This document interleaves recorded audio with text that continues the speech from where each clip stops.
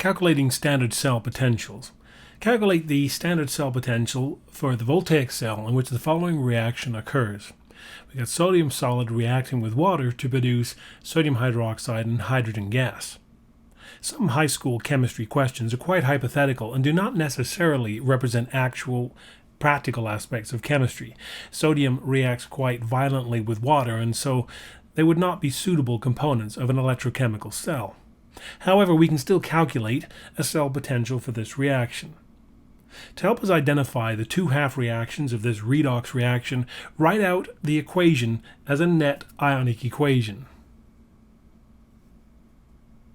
You can use your data book to assist you here, but you're going to pull out from this equation a reduction half reaction and an oxidation half reaction. Sodium is seen to be losing electrons and so is oxidized and is thus the anode. Water looks to be gaining electrons. It's reduced and is thus the cathode. Convert the oxidation half reaction for sodium to a reduction half reaction. Then use your data book to locate the appropriate reduction potentials for each half reaction.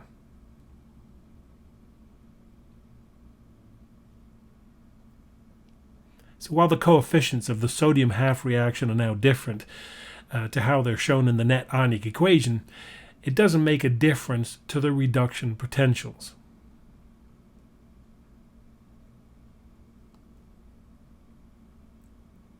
Put up the formula and then we solve as before to reveal the cell's electrical potential. The positive value confirms spontaneity, as well as the position in your data book of liquid water as it relates to sodium metal.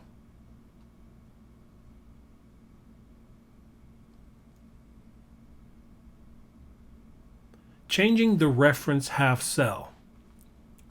The potential difference between two half cells is determined by subtracting the reduction potentials of each. Those reduction potentials are actually the net potentials that exist between the half reactions and the hydrogen half reaction. As long as all the potentials listed have the same reference half cell, the difference between any two half reactions will be the same no matter the reference half cell. As mentioned before, the hydrogen half reaction is the reference half reaction from which all the potentials listed in your data book are derived. Changing this arbitrarily determined half reaction to another, say the copper half reaction, may change the individual values associated with each half reaction listed, but not the differences between them. That is, the difference between the bromine half reaction, say, and the cadmium half reaction will still be 1.47 volts, regardless of what the reference half reaction is.